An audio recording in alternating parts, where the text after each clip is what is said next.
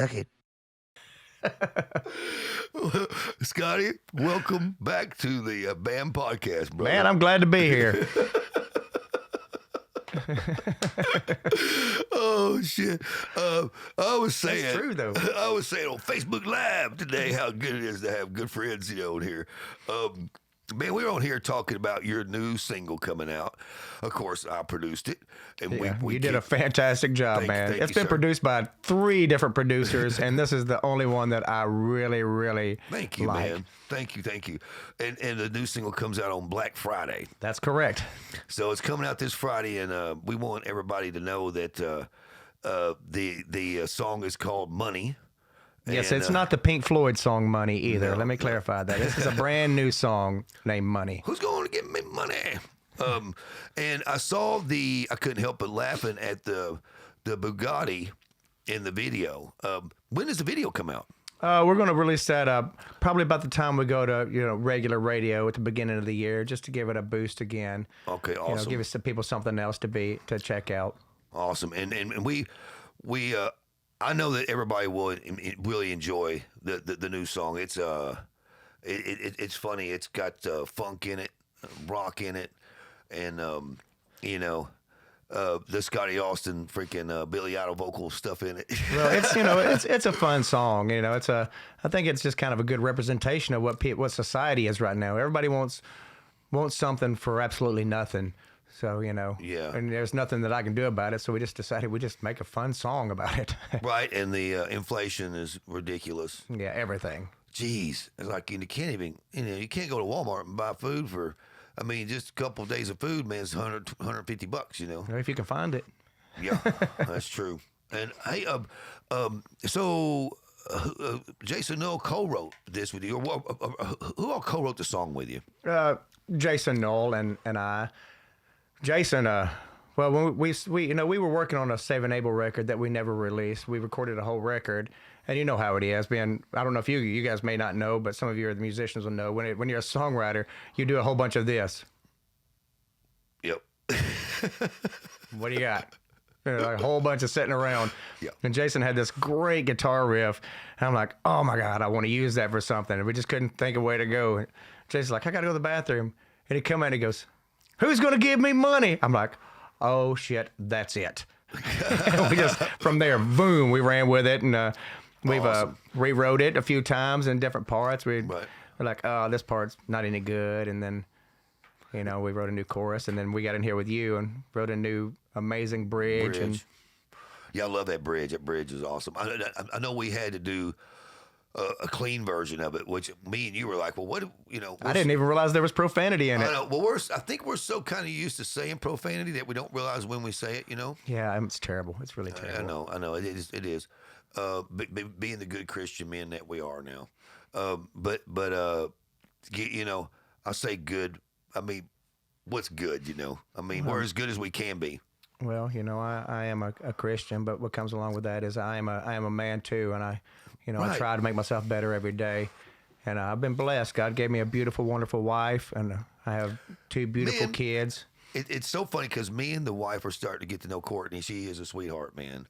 She is, man. She kind of comes across like Tiffany does when you first meet her. She's kind of hard, Oh yeah, she's a hard. Well, You know- they have to be with us. It's gonna take a pretty tough ass woman to put up with my ass. Oh man, my sweetheart, she puts up with so much, and oh my God, you know the extent of it because you're one of my best friends. But it's like sometimes I just go, man, how did she put up with my bullshit? I woke up the other morning, I'm like, man, this poor woman, man, she's puts through some hell. But I don't, I act right now, and I act like a man now instead of a boy, and it's that change. I didn't grow up till I was like, I don't know, 44, I think is when I started growing up, I'm a late bloomer. Yeah, well, You're a little earlier than me. It's hard in our line of work, a lot of people never do. I'm very lucky. People look at Courtney, they're like she's a money grubber or something because she's so young and so hot, but she makes more money than I do, so I guess so I guess I'm the money grubber if it was anything like that. No, I'm just kidding. We just love each other, and we're a perfect team. Well, man, hey, I want to talk about too the Chris Dolbury. That son of a, he's such a great guy, man. I couldn't think of a better company to release this song with. Well, Stryker Records. Yep, Stryker Records there. And you know, he's just a great guy. He, you know, just I don't know if we can mention. Yeah, he works for the military. Yeah, he's a tough ass fella. He is, and he's a veteran, and just He'll tell you exactly what he thinks on Facebook. At your mama's house, it don't matter. He's got a big heart though, and well, he's a great person.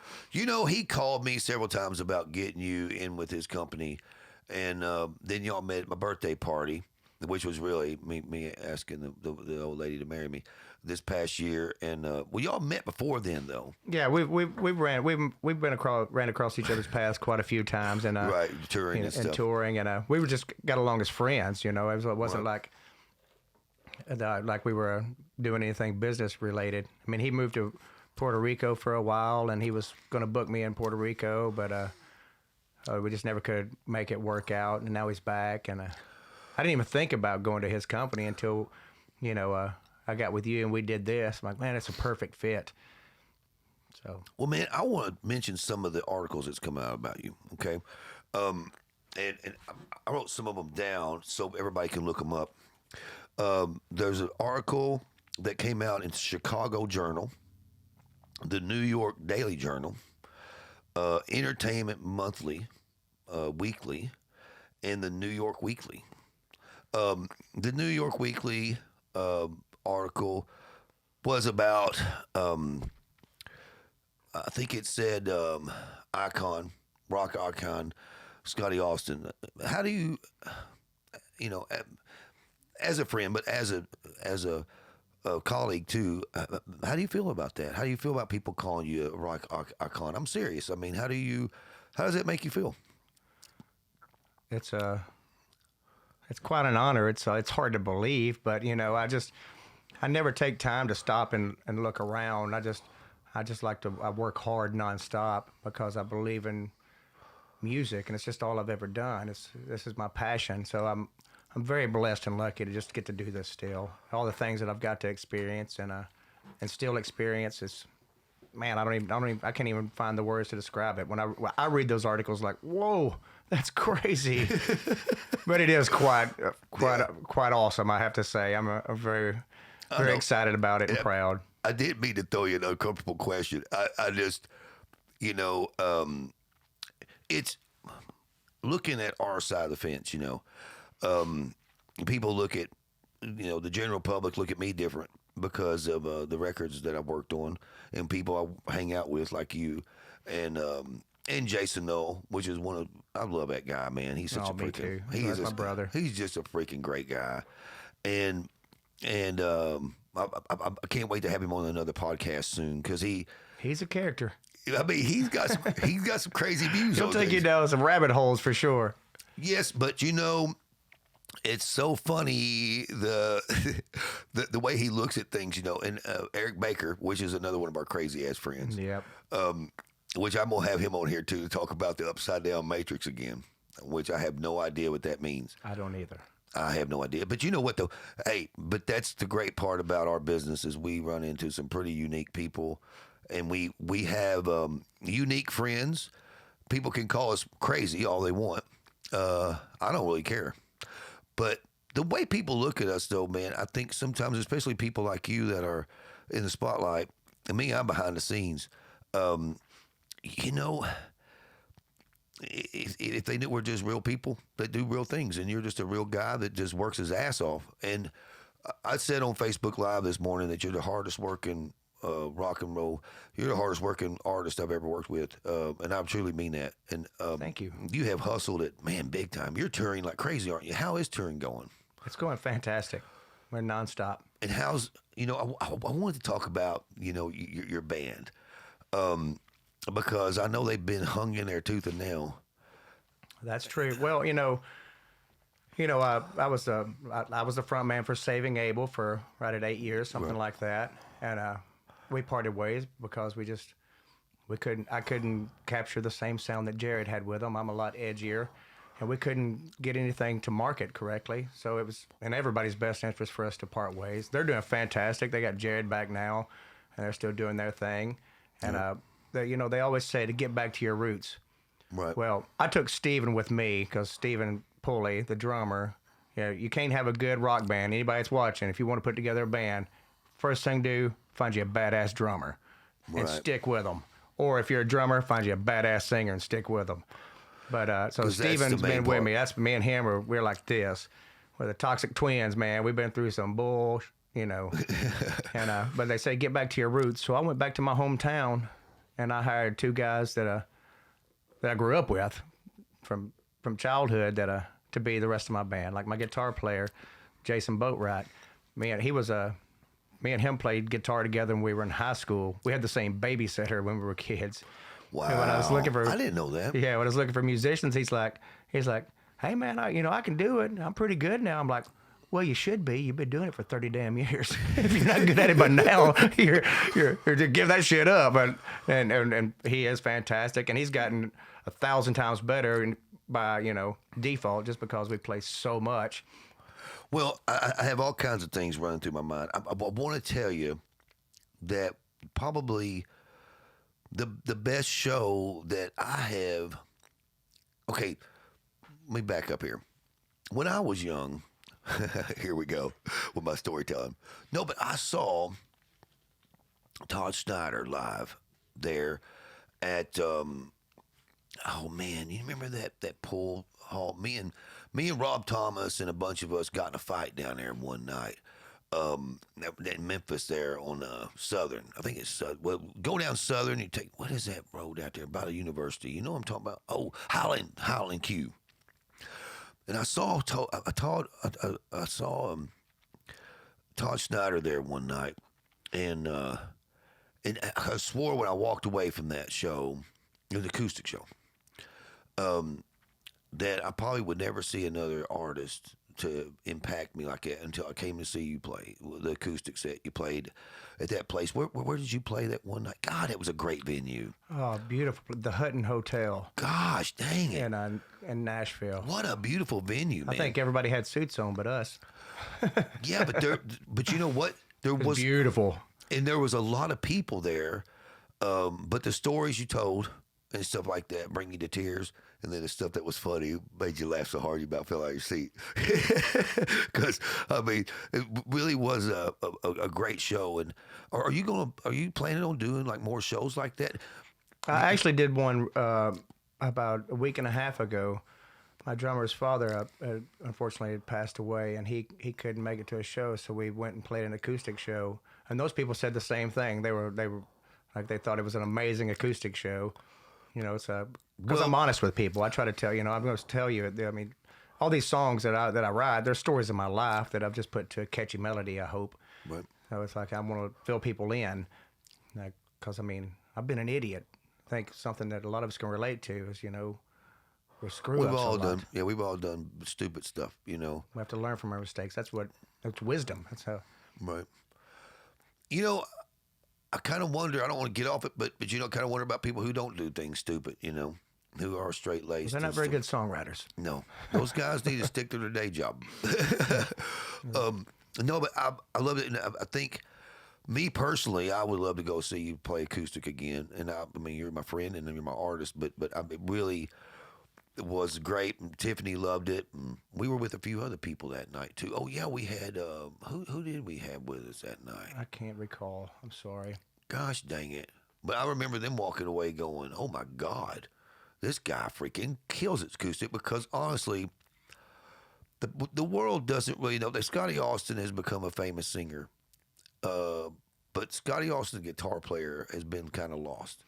And I feel like that's one of your best traits, as a guitar player, because you're a trained musician, and people don't know that.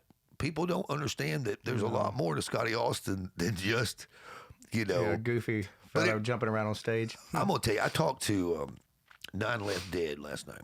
Travis, and he was saying how much he loved what we had done for the record. People haven't heard the record yet.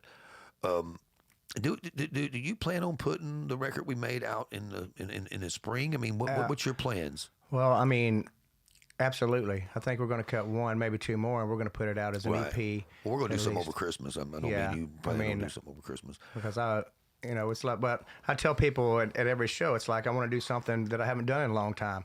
And that's actually make a good record instead of one good song and a bunch of shitty ones. Right. It's like, but like I say, it's like when people are writing checks, they're like, hey, this is a great song. Can you have a record in 6 weeks? If they're writing checks, you're going to go, oh, yeah, man, we can do that. Oh, yeah, is that what you want? We got you. Oh, yeah. I've been waiting on this. And then you end up with a bunch of junky songs. And this is I'm really proud of everything we've got on it so far. I felt as a producer that we needed a little bit more time to complete a complete body of work. And you needed to go on the road, and we need to write more. You need to write more. And we need to get here by ourselves. Me and you, we work really great by ourselves, in here, scrambling things up. And the most important thing I haven't mentioned on the podcast yet is you moved to Nashville. That's true. I'm a Nashvilleian now again. Got your big old mansion you're living in and everything. Yeah, that's true. Life is good at the moment. I got to move my family to a big house pretty soon too. And man, I can't slow down working long enough to move. Well, that's why we haven't finished the record. That Rebel Yell took off for us like we didn't think, and I've been on the road since. Yeah, and the Money song I think is going to really top that one off because everybody's been wanting original stuff. The Rebel Yell was good, I think, because it introduced you as a solo artist, and And everybody likes Billy Idol. Everybody loves Billy Idol. I'm not the only fan, and neither are you, even though I love his stuff. So how do you feel about people on the street saying that you're the next Billy Idol? How do you feel about that? I mean, well, I haven't heard that, but I have heard that several times from several bands. Well, I'm going to tell you this: Billy's still out there beating ass. So is he? Yeah, like there ain't no next Billy Idol. He's still out there killing it. Is he in shape? Is he in good shape and stuff? Yeah, man, I'm sure he could beat me at arm wrestling still. Really? Yeah, man, that dude's ripped. Yeah, he's pretty ripped. You are too, though. Well, I mean, yeah, but I don't know how old he is, but he don't look his age, that's for sure. And he's still killing it on stage. He's still touring and stuff? Yeah, I'm just really grateful that he gave us the opportunity to record this song like we did. Yes, and he heard it and really liked the version we did, didn't he? I would imagine he has. Okay, I imagine so. I had heard that he had heard the version and he really liked it. It's been recorded a bunch of times, but I think we're probably the only ones that have charted with it. Right, really charted with it and stuff. Well, look, man, I want to ask you too. What's your plans? I mean, you have kind of a new career too on the side that you're coming up. You're finding bands, you're finding artists, you're A&R. I mean, I don't want to make anybody mad on here. That's the thing. It's listening. But as an A&R guy, I think that you beat like a lot of people. You find the best of the best for me, and I appreciate it. How do you? Are we still planning on doing a label? Yes, we are. And I'm going to tell you how that's come along is that I'm a music fan. Right. I love good frickin' bands. And I tour nonstop, and there's always, well, not always, but a lot of times, a lot of great bands that just never have anybody that just go, hey, man, I believe in you. And that's the biggest deal. And these bands that literally could change music as you see it. Like I meet them, and instantly, you guys know when you hear a band instantly, you're like, holy shit, that's something special. Right. And I go out, like a lot of people that are, like me, I headline a lot. Like I'm the headlining act. And a lot of the headliners never go out to watch their opening bands. And I always do because I'm a music fan. And, there's bands that just touch me instantly. Like, man, I know in the right hands, like you, and just the connections that I've made over the years, it's just an accidental A&R, I guess. It's like I've just decided I wanted to help people. Get in front of other people that can make things happen like you. Like I want to be able to do that. Right. Like Fever Slip, this band that you're working with now, man. God, they are from New Hampshire and they are fantastic.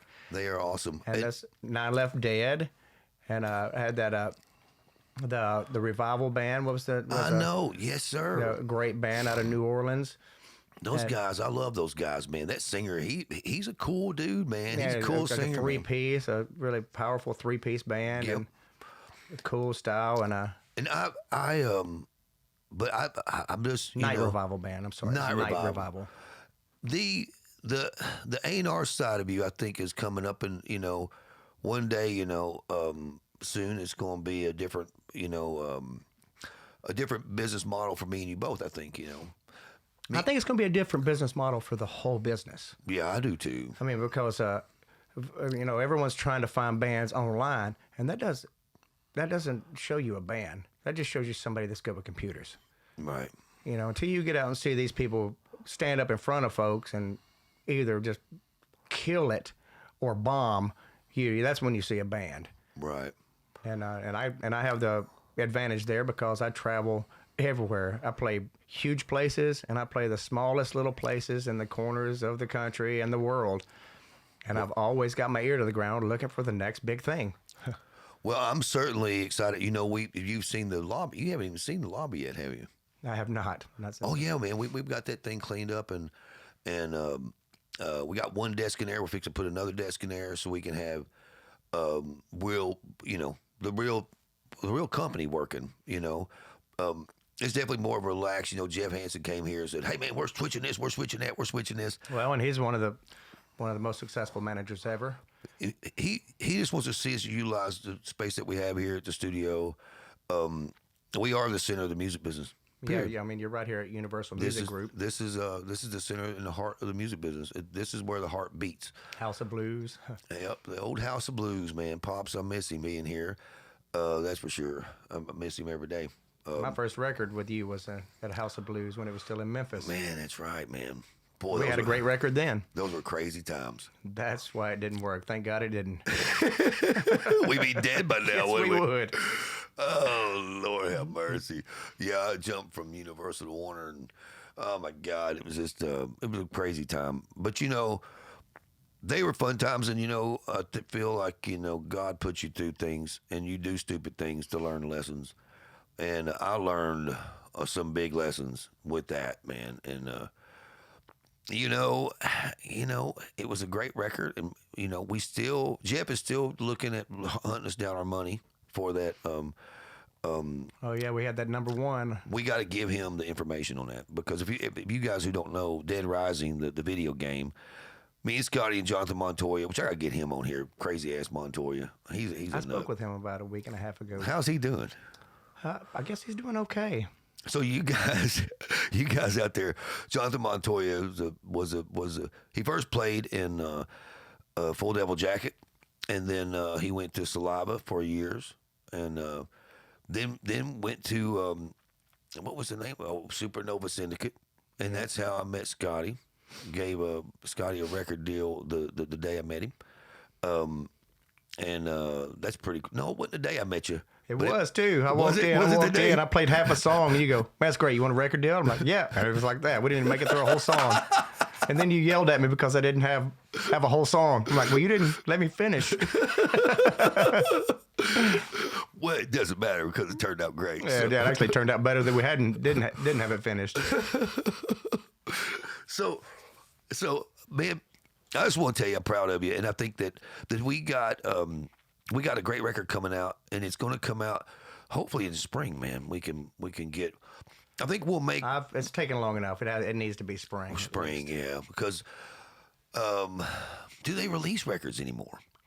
I do. I do too. Yeah, because I'm out playing shows, and I'll have it in CD format, and I want to have it printed up in vinyl as well. Hey, and I want to tell you something funny. So yesterday, we cut a new version of "What's Next to the Moon" by AC/DC. Me and the Fever Slip guys. You needed to do an AC/DC song with them for sure. We did "What's Next to the Moon." That was actually my brother's idea. Mackey's idea to cut that song with the band. We don't talk much, but when we do, we do. But that was I think that was a good choice in songs to do by AC/DC, because it's not one of You know, it's not Back in Black or Shook Me All Night Long. It's One that every cover band in the world does. right. This was the one that freaking Bon Scott's on. And, you know, This guy's Fever Slip singer sounds a lot like Bon Scott. he does. He does. And it's not faking it either. That's actually his real natural voice. Yeah. I thought he was faking it when I first met him. He's like, "Hey man, how you doing?" I'm like, "Oh wow, you actually talk like you sing. That's great. That means he's not going to burn his voice out." Hey, here's what's funny. You know what his nickname really is? Elon. Because he looks like Elon Musk, doesn't he? I don't know, a little tiny Elon. He looks like Elon Musk. He's not have as much weight on him. Not that you're a fat guy, Elon, if you watch this. But he definitely looks like Elon Musk, though. It's pretty freaking hilarious, actually. Like this 9 Left Dead band I got coming in. They're a great band too. I'm gonna have a couple of more that I'll be talking about this year, but that's here or there right now because my song is coming out and it is freaking awesome. Yes, it is. Yes, it is, man. Who's going to give me money? Yeah. Okay. So, hey, man, there was something we were talking about before we went on the who killed some Bigfoot? It didn't. What's this guy? Well, I mean, you know, I travel a lot, so Right. you know, and I don't listen to music when I'm traveling because I would hate to inadvertently rip somebody's music off while I'm trying to write. Right. I'm like, man, I got this great idea. Oh, it sounds just damn. So I listen to a lot of podcasts. Right. And well, I got into a Coast to Coast AM kick with the guys, and we came across a podcast with what was his name? Art Bell, the Art Bell Coast to Coast AM with Right. Art Bell with Bugs, like Bugs Bunny, and it's an interview of a guy, and I believe this guy. You know, it's Really? I mean, I read people for a living. I mean, not to say I'm great at it or anything, but this guy's very believable, and he says he killed 2 Bigfoot and buried them with his friends in the 70s, and They're he gonna go didn't- dig him up. and he drew a map, but the Art Bell passed away now. He sent him a map to it because he said he was getting old and he wanted, it's been weighing on his conscience, but he never turned it in because he didn't know if they were people or if he'd get in trouble for it or go to prison. But you should check it out if you're into Bigfoot. It's the most believable story. Really? Oh, it's the most believable story you'll ever hear. Have you seen the new Unsolved Mysteries? The paranormal investigators on that. The paranormal rangers. Scotty, you got to see this. These are Navajo. I don't know if they're Navajo Indian reservation rangers, and man, I've always been 80%. There's been 20% of me on the Bigfoot thing. After I saw that, I was like, okay, Bigfoot's real. If you travel as much as we do, there's no way that you could just say without a doubt it's not. There's so much just open territory. I know, I man. mean, it's like you go out up towards Idaho, Right. which by the way is one of the most beautiful states you never hear about. Literally unbelievably beautiful. The Snake River. Is there a lot of what's the population like there? There's not many people live in Idaho, does there? It doesn't seem like it when you're driving through it. I wonder why though. Because they keep it a secret. It's like Utah. I mean, you don't hear about the beautiful mountains of Utah that often. You hear you about don't. Colorado and stuff like that. I mean, but Idaho is unbelievably beautiful, and so is Utah. I mean, I remember getting out at a Walmart the first time I was there at a Walmart. I got out, I looked up like, holy shit, this is beautiful. And just standing Really? in the parking lot of the Walmart, the mountain range in the back and everything. I wonder why more in industry. They probably have that as national parks up there where you can't move industry in. Well, if I lived there, I wouldn't want them to say it. I'd Right. be like, keep this shit a secret. Yeah, because is there a lot of Navajo or not Navajo, but Indian Nation up there in that area? Absolutely. That's their territory Absolutely. It's like, that we set aside for the Indians and stuff. well, I don't know how. I mean, I don't know how it works, but I know that there's a lot of Man, it's just nations up in the area across that Right. area from North Dakota, South Dakota, all the way across right. and down. It's the United States is weird. It's like they do keep things secret though, don't they? Like there's a lot of waterfalls like south of Nashville that nobody really knows about. If you look it up on the internet, you can find them. But man, they're out in the middle. I mean, you got to walk through some woods to get there. Well, we when we travel, Sorry. being, doing what I do, you have to actually keep doing it. You have to enjoy the journey, not just the destination. Right. So we make the most of the traveling. We do a lot of camping and, and going to see sites and such like that. When I was with Saving Abel, those guys, they done it so long, even before I got there, that they were pretty burnt out on stuff. So they're like, well, I'm not like that at all. Me and Steven and my new guys especially, it's like we get out, we're like, hey, it's only like 100 miles out of the way. Let's go see this, Right. And I'm constantly Googling things and, I want to see everything. Well, I think me and you talked the last podcast because you were my very first podcast. Did you know that? You were my number one podcast. So now we got a good one because it was a pretty indie looking podcast. Well, I was glad to be doing it. And well, we talked about the Mount Rushmore thing. You got to see that, didn't you? Yep, and I've already taken the new guys out there. And how big is that? Is Mount Rushmore huge? It's not as big as you would think it'd be to me. When I see Really? I'm willing to bet most of the people that see it go, I thought this would be bigger. It's not that big. Yeah, but the Crazy Horse Monument that they're working on. Have you seen that yet? Yeah, and it is going to be freaking huge and amazing. Really? Oh yeah, it's How far spectacular. along is that? I mean, I had to look at the picture they're drawing, saying what it's going to be. But it's pretty freaking. Yeah, huge. he's squatted down, point like this, and it's a walkway that's going to walk out on the hand and everything. And like it's wow. big. It's Wow. big. Really It's going to be big. spectacular, but I mean, being that size, I'm sure it's going to take a long time to finish. I heard it's going to be the biggest, monument like that in the world when it's done. I don't doubt that at all because it is gigantic. Yeah, the Sphinx won't even have it'll be 10 times the size of the Sphinx. Yeah, I haven't been there yet. I have visited Stonehenge though. And you didn't think Stonehenge was all that, huh? Well, I mean, we walked up half a mile through a field, and when we got there, we realized that it's mostly made out of concrete. Like, man, how come nobody told me that? I didn't look up enough information. It was still spectacular, though, but Really? but you got to think that the stones were laid down when we found them, and they've stood them up and recreated it, and Right. because some places were busted out, we're like, that's rebar. That's an I-beam in there. I don't think they had that in prehistory. No. But So how much of Stonehenge was real? I couldn't tell. I couldn't tell you. Did you see that there was a new crop circle that came up there not long ago that was freaking huge. The crop circle thing, I need to do a podcast on someone who's an expert on that stuff. Well, they had Woodhenge that they found that's close to Stonehenge. Right. That's huge. Gigantic. And it's still the wood. I'm sure that I think that mostly it's just the indentions in the ground and the shape and stuff. But they found a cow skull out there that's literally like from the ground up to here. So the cows are like 9 foot at the shoulder. What? Yeah. Yeah. That's they- real. I saw it. So prehistoric.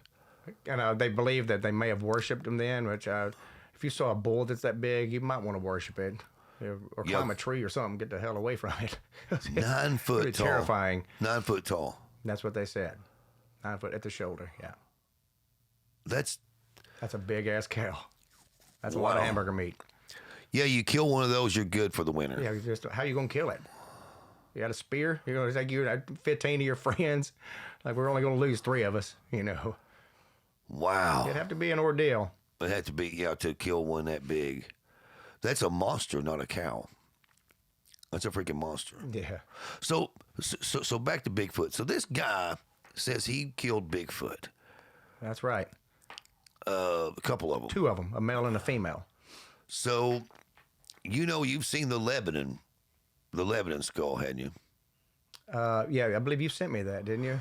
Yeah. Hey, Jackson, can you pull that up? I know we pulled up on the podcast before. We got to have it on here. Well, look. Now, this is in Lebanon, Tennessee here. And they said this guy hit this thing with a truck, right? Now, when you see the picture of this thing, man, I don't know, dude. Check us out. You're going to be like, what the hell? I'm serious, man. It's like...